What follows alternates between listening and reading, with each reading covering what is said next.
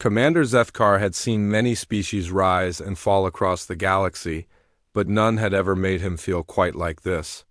The human delegation sat across from him in the council chamber of the Galactic Protectorate, their small forms dwarfed by the towering crystalline architecture that had been built by races far older than their young civilization. The humans called themselves representatives of Earth, though Zethkar knew their planet was barely a speck in the vast network of worlds that made up the Protectorate.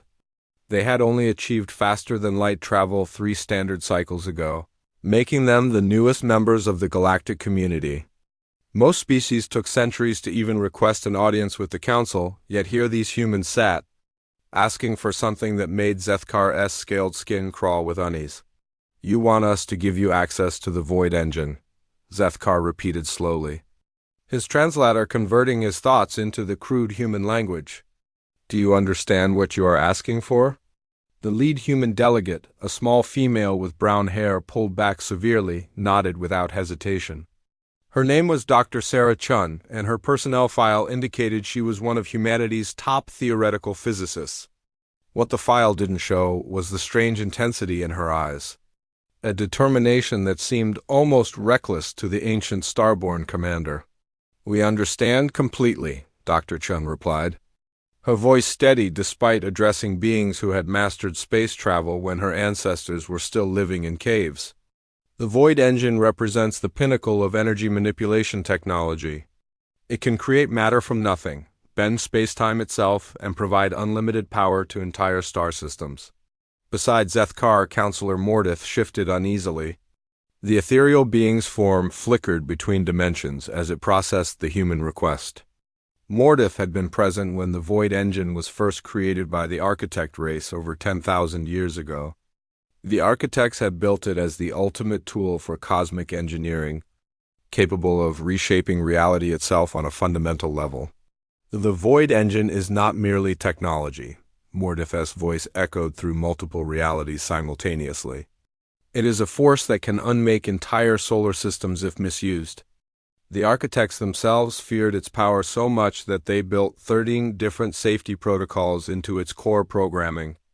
"Even we, who have studied it for millennia, approach it with the utmost caution."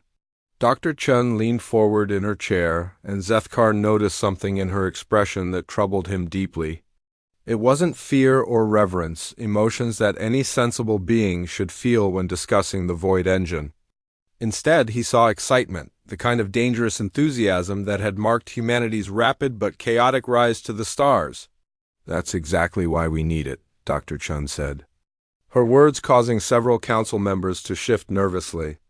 "Humanity faces a crisis that conventional technology cannot solve. Our sun is dying faster than we originally calculated. We have maybe 50 years before solar output drops below the threshold needed to sustain life on Earth. We need the Void Engine to either stabilize our star or relocate our entire civilization to a new system." The chamber fell silent except for the subtle harmonics of the crystalline walls, processing the emotional resonance of the conversation. Zethkar had read the reports about humanity's sun, Sol. The star was indeed showing signs of premature aging, though their scientists had different theories about the timeline. Some suggested hundreds of years remained, others agreed with the human assessment of mere decades. High Magistrate Veltar, an ancient being whose species had transcended physical form eons ago, materialized as a shimmering outline in the center of the chamber. When Veltar spoke, reality itself seemed to listen. "Young humans," Veltar's voice carried the weight of cosmic authority. "In our long observation of emerging species, we have noticed patterns. There are those who approach power with wisdom, understanding that some forces are too dangerous to wield without proper preparation. These species survive and eventually join us as full partners in the galactic community." The magistrate's form pulsed with subtle energy as it continued. "Then there are those who see power as a solution to immediate problems, who believe that desperation justifies any risk. These species typically destroy themselves within a few generations of achieving advanced technology. Which category do you believe humanity falls into?" Dr. Chin's jaw tightened, but her voice remained controlled. With respect, Magistrate, humanity has always thrived by taking calculated risks. We went from ground-bound mammals to spacefaring civilization in less time than most species spend developing basic agriculture. We've survived ice ages, asteroid impacts, global wars, and environmental collapse. We don't just adapt to challenges, we overcome them. Behind her, the other human delegates nodded in agreement. Zethkar studied them carefully, noting their body language and expressions. Unlike many species that approach the Council with deference and humility, these humans projected confidence bordering on arrogance. They genuinely believed they could handle technology that had humbled civilizations with millions of years of experience. "You speak of survival," Councillor Mordeth interjected. "But what you propose is not survival through adaptation. You are asking us to hand you a tool that could reshape the fundamental laws of physics in your local spacetime region. The Void Engine doesn't just manipulate energy, it manipulates the quantum foam that underlies reality itself. One miscalculation could create a cascade failure that spreads across multiple star systems."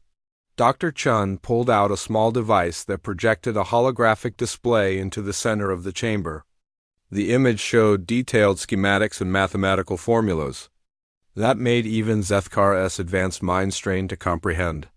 "We've, spent the last 2 years studying every piece of public information available about the Void Engine," Dr. Chung explained as the hologram shifted to show various technical diagrams. "Our top minds have run over 10,000 simulations of different usage scenarios. We've identified 17 different applications that could solve our solar crisis with minimal risk to surrounding systems." The hologram showed a three-dimensional model of their solar system, with Earth highlighted in blue and their dying sun pulsing with an ominous red glow. As Dr. Chun manipulated the controls, the simulation showed various scenarios where Void Engine technology could either rejuvenate the star or create artificial stellar bodies to replace it. "Furthermore," Dr. Chun continued, "we're not asking you to simply hand over the technology and walk away. We want to establish a joint research facility where human scientists can work alongside Protectorate experts. We're willing to submit to any monitoring or oversight you deem necessary. We understand the responsibility that comes with this kind of power." Zethkar felt a strange sensation in his chest, something that took him a moment to identify as admiration mixed with deep concern. These humans possessed a kind of bold determination that reminded him of his own species in their younger days, before the Starborne had learned the wisdom that came with age and experience. There was something infectious about human confidence, something that made even ancient beings like himself wonder if perhaps they really could succeed. Where others had failed, but experience had taught Zethkar that confidence and capability were not always the same thing. The galaxy was littered with the ruins of civilizations that had reached too far too fast, leaving behind only cautionary tales for future species to study. "Your passion is admirable," Zethkar said finally. "But passion alone is not sufficient qualification for wielding forces that could tear holes in space-time itself. The Void Engine has safety protocols that require not just technical knowledge but also a deep understanding of cosmic responsibility. These protocols were designed by beings who had spent millions of years contemplating the ethical implications of reality manipulation." Dr. Chun's expression shifted slightly, and Zethkar saw something in her eyes that made him even more uneasy. It was the look of someone who had already made up their mind, regardless of what objections might be raised. "Commander Zethkar," Dr. Chun said, her voice taking on a tone that was simultaneously respectful and challenging. "I understand your concerns, and I respect the wisdom that comes with age and experience. But I also know that sometimes the perspective of youth can see solutions that experience might overlook. Humanity has a unique way of approaching problems, a flexibility that comes from our relatively short existence." She gestured to the holographic display, which now showed historical data about humanity's rapid technological advancement. "In just 300 years, we went from sailing ships to faster-than-light travel. We've survived situations that should have destroyed us by finding innovative solutions that nobody else thought possible. Maybe our inexperience isn't a weakness. Maybe it's exactly what's needed to solve problems that traditional approaches haven't been able to address. The chamber buzzed with subtle energy as the various council members processed this argument. Through their different forms of consciousness, Zethkar could sense the debate that was occurring on multiple levels of reality. As ancient minds weighed the humans' request against thousands of years of accumulated wisdom, High Magistrate Veltar-S form pulsed brighter for a moment, before speaking again. There is wisdom in your words, Dr. Chun, but there is also 6 months after the Council granted humanity limited access to void engine technology, Commander Zethkar stood in the observation deck of Research Station Omega-7, watching something that defied his understanding of physics and common sense. The humans had exceeded every expectation the Protectorate had set for them, but not in ways that brought him comfort. The joint research facility hung in space between Earth and Mars, a massive structure that combined the best of human engineering with Starborne architecture. Through the transparent aluminum viewing ports, Zethkar could see the void engine testing chamber, where Dr. Sarah Chun and her team were conducting their latest experiment. What should have been a careful, methodical process of learning and gradual advancement had become something else entirely.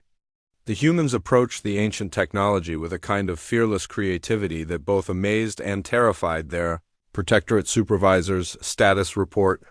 Zethkar requested from the station's central AI, a hybrid system that combined human innovation with Starborne quantum processing. All safety protocols are active, the AI responded in its perfectly neutral tone.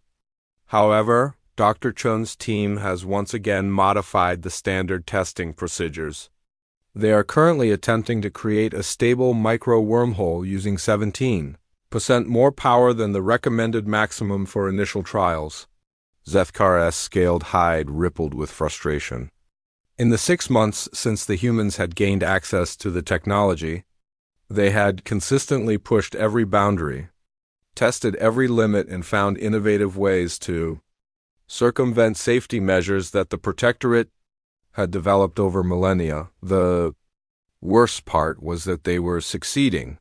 Commander, came Dr. Chun's voice over the communication system. We're ready to initiate the spatial fold test. Our calculations show we can create a temporary gateway that will allow us to study solar dynamics from inside the star's core without actually entering it. Through the observation window, Zethkar watched as the humans made final adjustments to equipment that should have taken them years to understand. Instead, they had mastered the basic principles in weeks, and were now developing applications that even the architects hadn't imagined. Counselor Mordith materialized beside him, the ethereal being's form flickering with what Zethkar had learned to recognize as deep concern. They are moving too fast, Mordith said, its voice carrying harmonics of distress. In 6 months, they have accomplished what most species take decades to achieve. But they are skipping fundamental steps, ignoring crucial safety margins. And yet, Zethkar replied, watching Dr. Chun's team work with practiced efficiency, they haven't had a single serious accident. Every test has been successful. Every innovation has worked exactly as they predicted. On the testing chamber floor, Dr. Chun stood before a control panel that looked like it had been designed by committee, between 3 different species and 2 dimensions.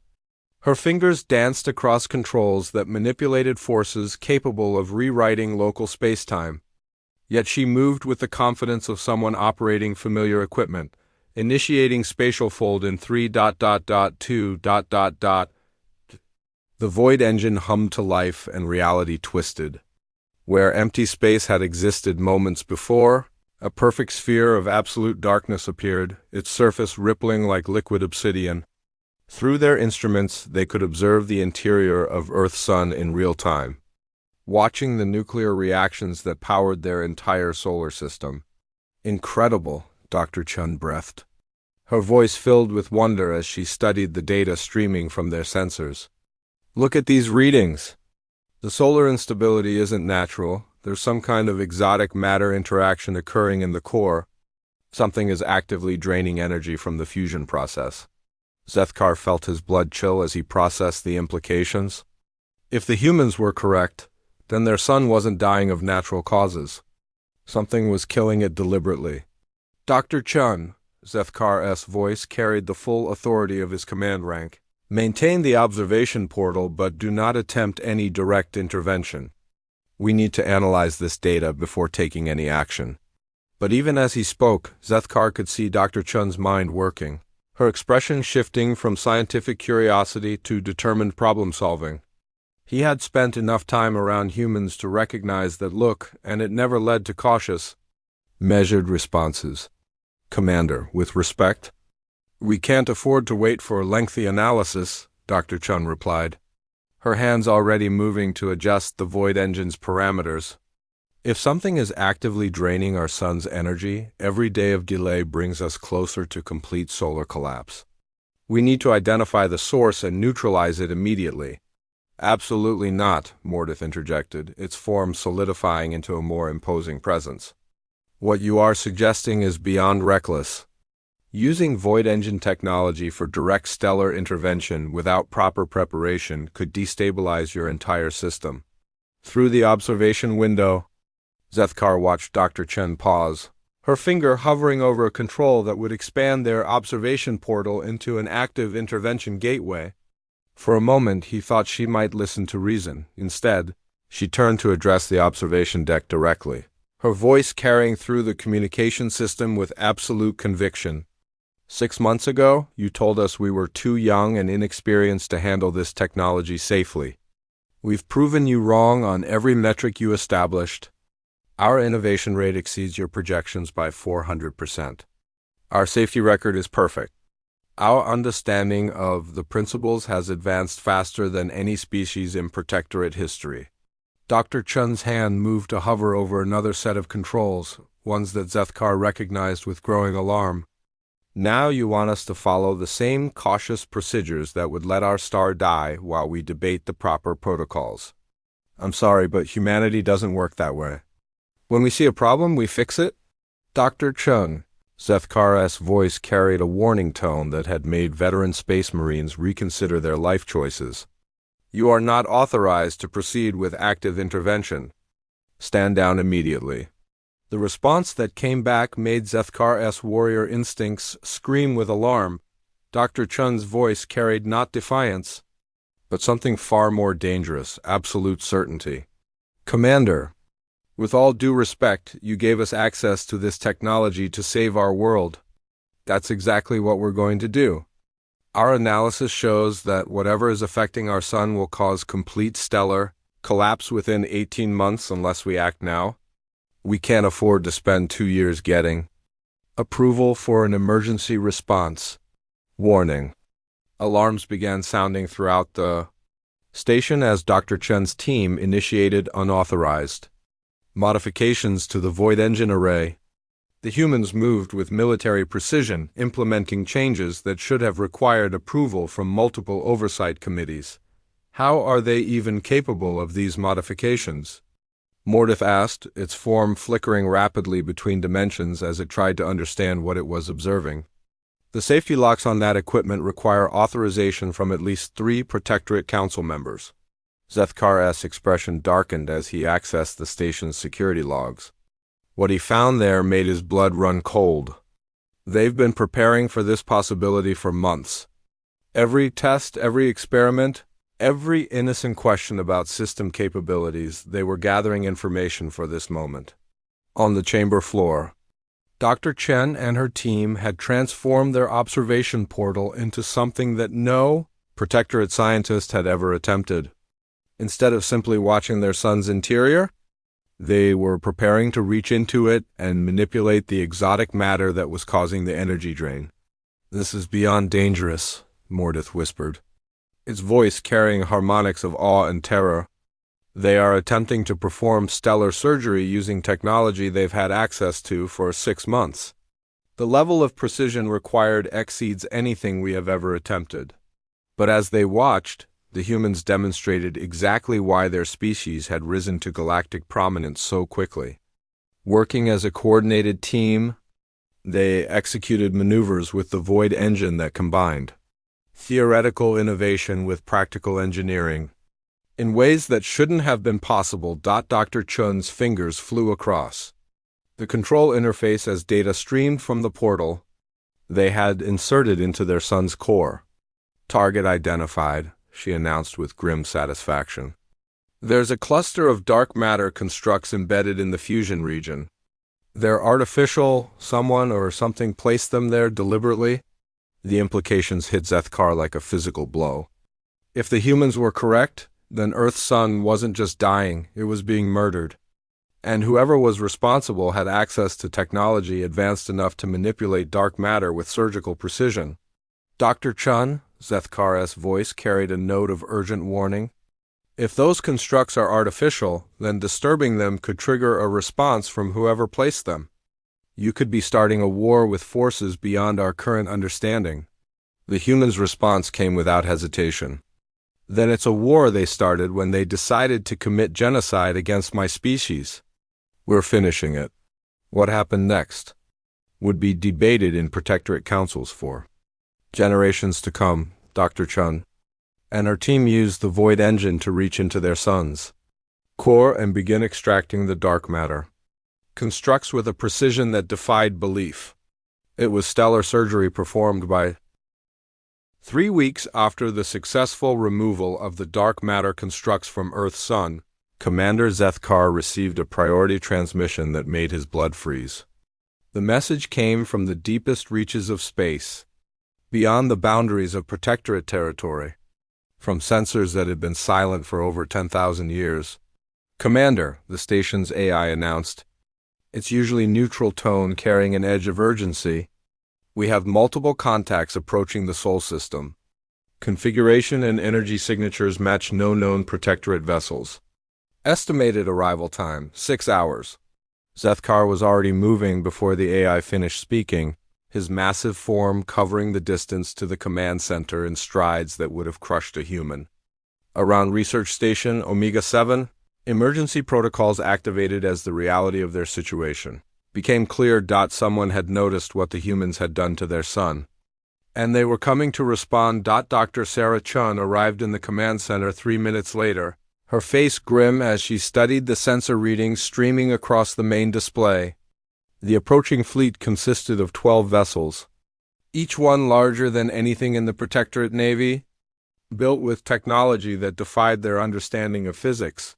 The same people who put those constructs in our sun, Dr. Chun said, her voice carrying deadly calm. They're coming to finish what they started.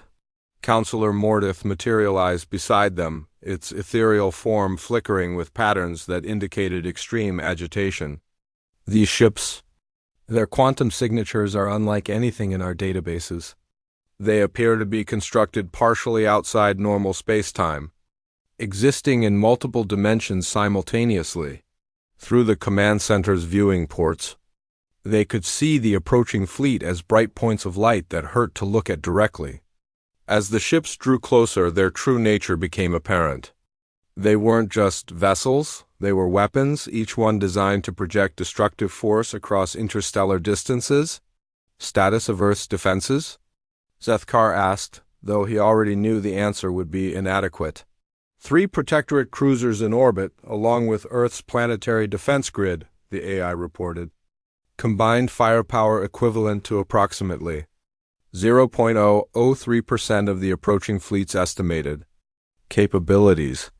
Dr. Chun studied the tactical display for perhaps 30 seconds before turning to face Zethkar with an expression that made his warrior instincts activate. We need immediate access to the full Void Engine array, she said. Not the limited testing version we've been using, the complete system with all safety restrictions removed. Absolutely not, Mordith responded before Zethkar could speak. What you're suggesting would violate every protocol established for Void Engine use. The unrestricted system has the power to destabilize space-time across multiple star systems. Dr. Chin's response was delivered with the kind of cold precision that Zethkar associated with combat veterans facing overwhelming odds. Counselor, in approximately 6 hours, those ships are going to arrive and attempt to complete the genocide they started when they sabotaged our sun. Our conventional defenses are useless against technology that advanced. The Void Engine is the only tool we have that might level the playing field. As if summoned by their conversation, High Magistrate Veltar materialized in the command center. Its transcendent form radiating authority that made reality itself seem to bend around it.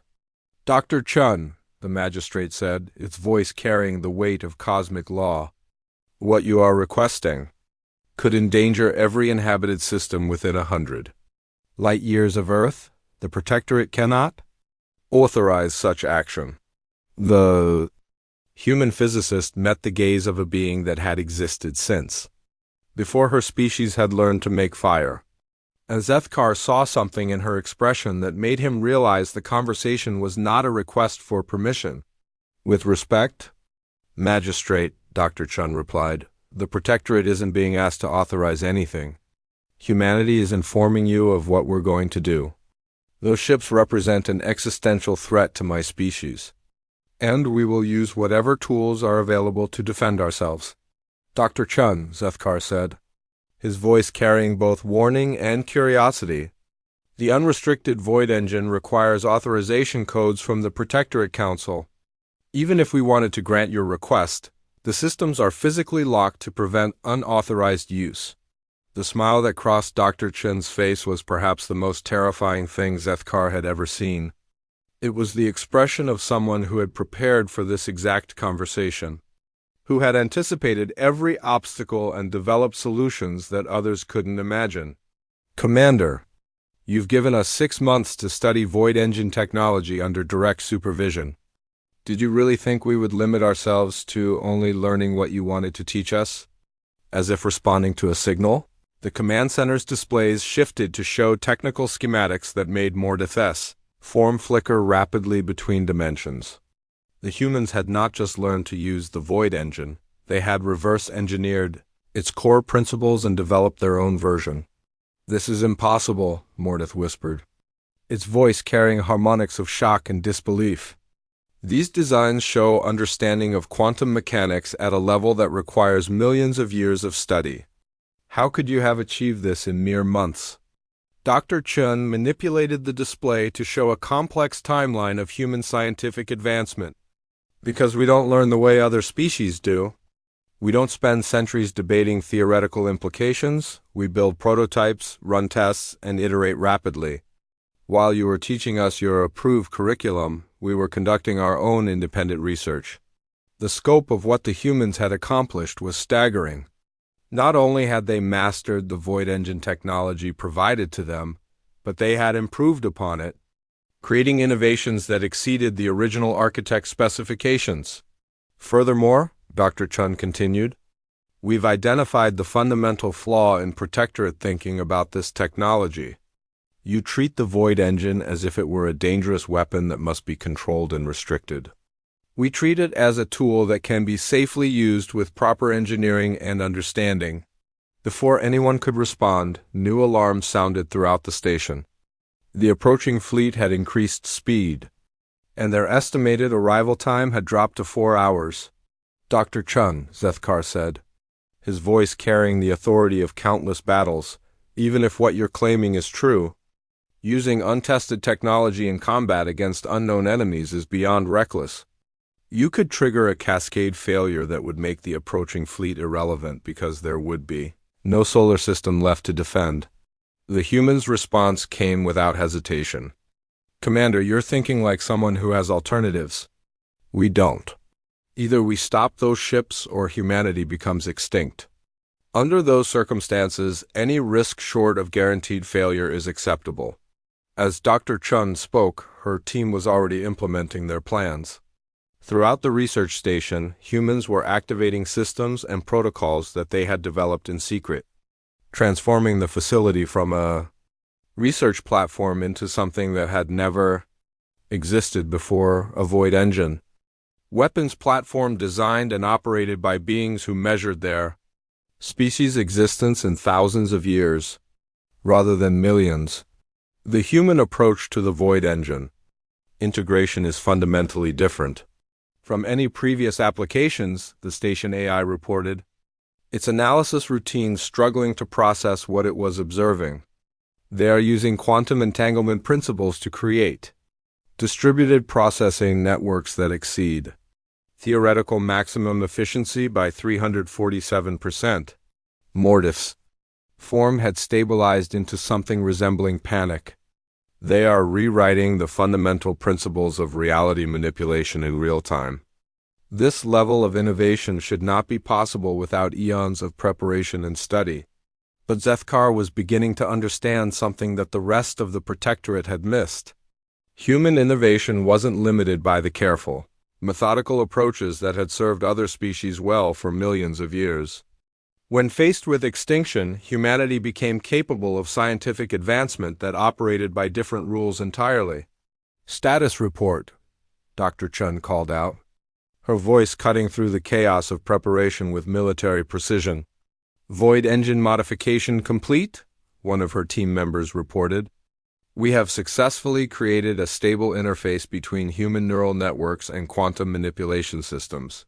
Theoretical efficiency exceeds original architect specifications by 400%. Weapon systems online," another human added. "We can project focused space-time distortions across interplanetary distances with precision measured in micrometers. Defensive systems operational. We have created a localized reality anchor that should prevent enemies from using dimensional manipulation to bypass our defenses."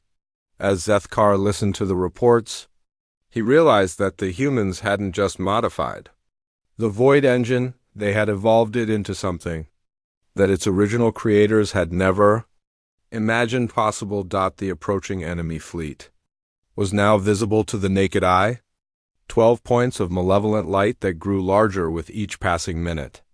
Their ships moved through space in formations that suggested they had been expecting minimal resistance from a primitive species that had barely achieved faster-than-light travel. "Dr. Chun," Veltar's voice carried notes of desperate authority. "What you are attempting violates fundamental laws that have governed the use of reality manipulation techno.